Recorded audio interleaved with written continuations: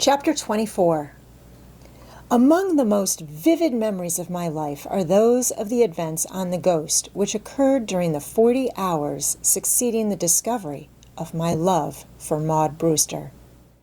I, who had lived my life in quiet places, only to enter at the age of 35 upon a course of the most irrational adventure I could have imagined, never had more incident and excitement crammed into any 40 hours of my experience. Nor can I quite close my ears to a small voice of pride which tells me I did not do so badly, all things considered. To begin with, at the midday dinner, Wolf Larson informed the hunters that they were to eat thenceforth in the steerage.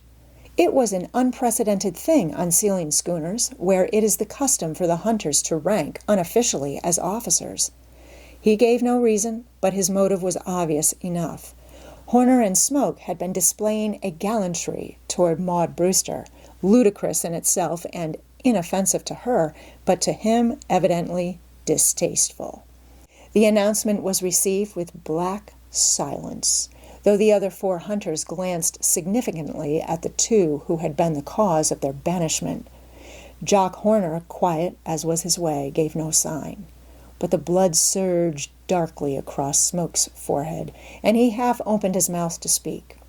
Wolf Larson was watching him, waiting for him, the steely glitter in his eyes, but Smoke closed his mouth again without having said anything.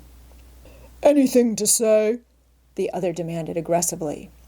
It was a challenge, but Smoke refused to accept it. "About what?" he asked, so innocently that Wolf Larson was disconcerted, while the other smiled. "Oh, nothing," Wolf Larson said lamely. "I just thought you might want to register a kick." "About what?" asked the imperturbable Smoke. Smoke's mates were now smiling broadly. His captain could have killed him, and I doubt not that blood would have flowed had not Maud Brewster been present. For that matter, it was her presence which enabled Smoke to act as he did. He was too discreet and cautious a man to incur Wolf Larson's anger at a time when that anger could be expressed in terms stronger than words.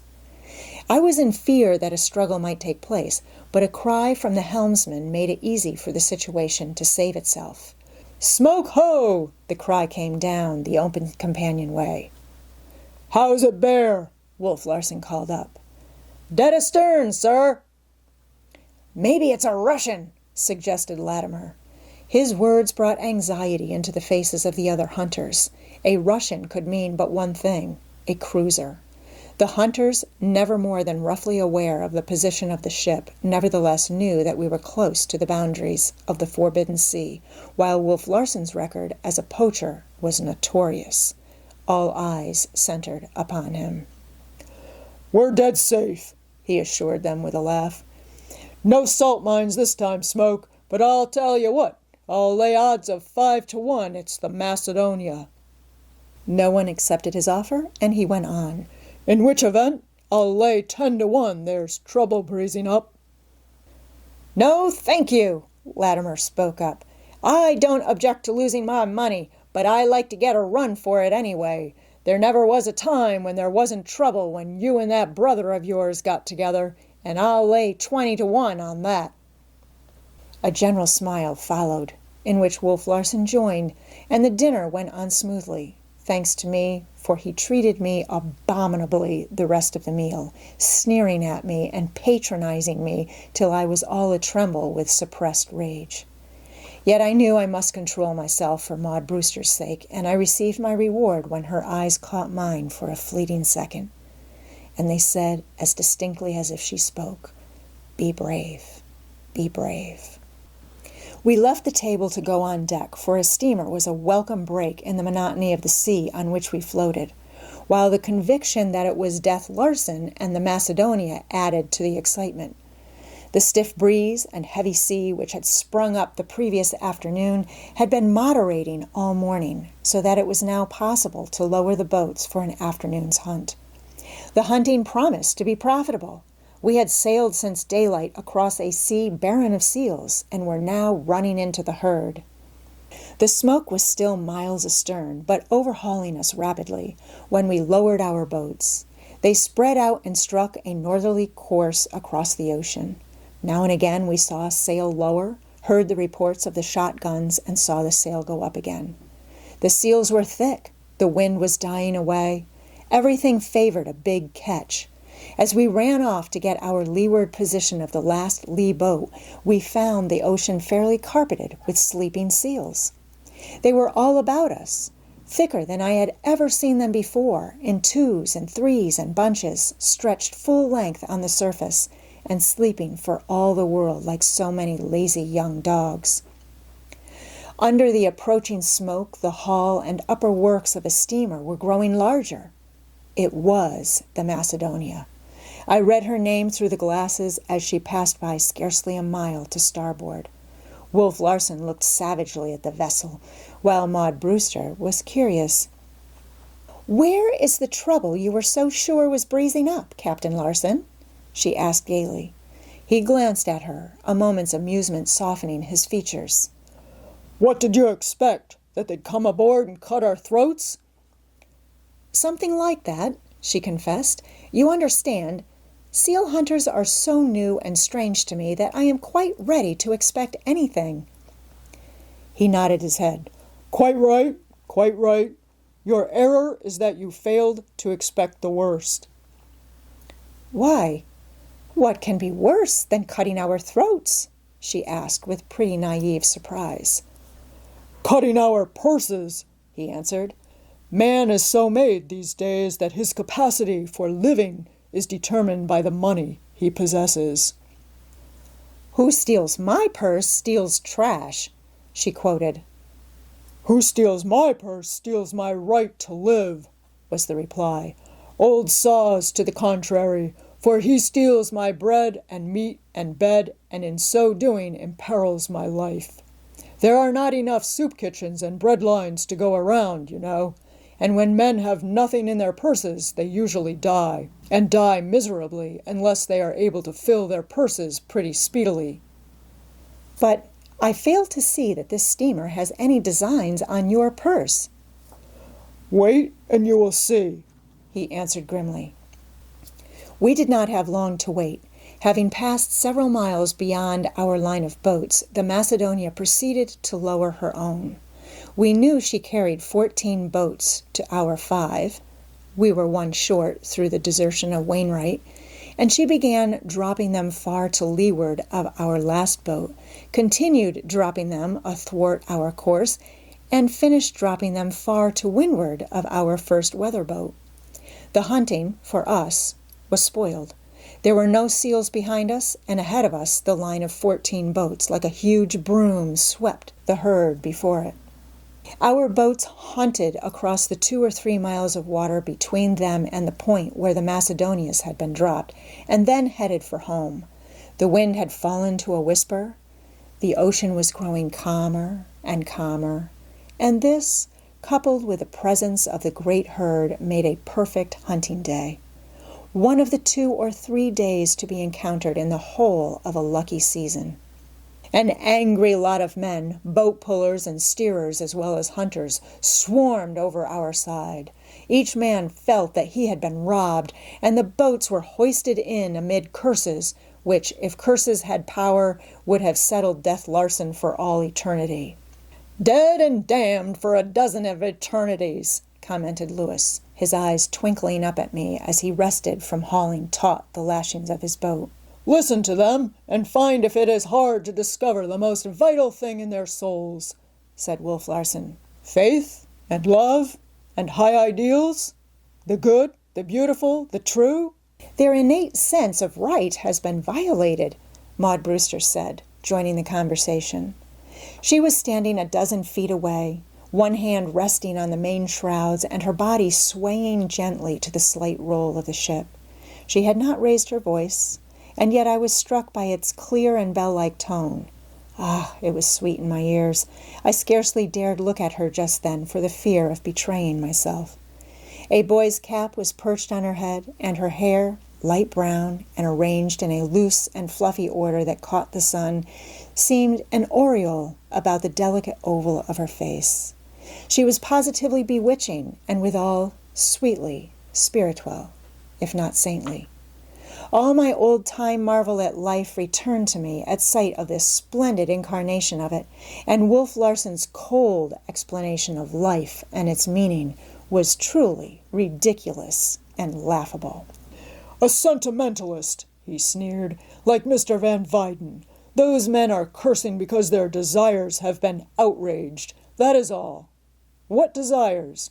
The desires for the good grub and soft beds ashore which a handsome payday brings them. The women and the drink, the gorging and the beastliness which so truly expresses them. The best that is in them, their highest aspirations, their ideals, if you please. The exhibition they make of their feelings is not a touching sight, yet it shows how deeply they have been touched, how deeply their purses have been touched. For to lay hands on their purses is to lay hands on their souls." "You hardly behave as if your purse had been touched," she said smilingly. "Then it so happens that I am behaving differently, for my purse and my soul have both been touched. At the current price of skins in the London market, and based on a fair estimate of what the afternoon's catch would have been had not the Macedonia hogged it, the Ghost has lost about $1,500 worth of skins." "You speak so calmly," she began. "But I do not feel calm. I could kill the man who robbed me," he interrupted. "Yes, yes, I know, and that man my brother. More sentiment. Bah!" His face underwent a sudden change. His voice was less harsh and wholly sincere as he said, "You must be happy, you sentimentalists, really and truly happy at dreaming and finding things good, and because you find some of them good, feeling good yourself. Now tell me, you two, do you find me good?" "You are good to look upon, in a way," I qualified. "There are in you all powers for good," was Maud Brewster's answer. "There you are!" he cried at her, half angrily. "Your words are empty to me. There is nothing clear and sharp and definite about the thought you have expressed. You cannot pick it up in your two hands and look at it. In point of fact, it is not a thought. It is a feeling, a sentiment, a something based upon illusion and not a product of the intellect at all." As he went on, his voice again grew soft, and a confiding note came into it. "Do you know, I sometimes catch myself wishing that I, too, were blind to the facts of life, and only knew its fancies and illusions. They're wrong, all wrong, of course, and contrary to reason. But in the face of them my reason tells me, wrong and most wrong, that to dream and live illusions gives greater delight. And after all, delight is the wage for living. Without delight, living is a worthless act. To labor at living and be unpaid is worse than to be dead. He who delights the most lives the most, and your dreams and unrealities are less disturbing to you and more gratifying than are my facts to me." He shook his head, slowly, pondering. I often doubt the worthwhileness of reason. Dreams must be more substantial and satisfying.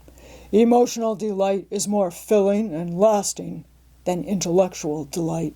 And besides, you pay for your moments of intellectual delight by having the blues.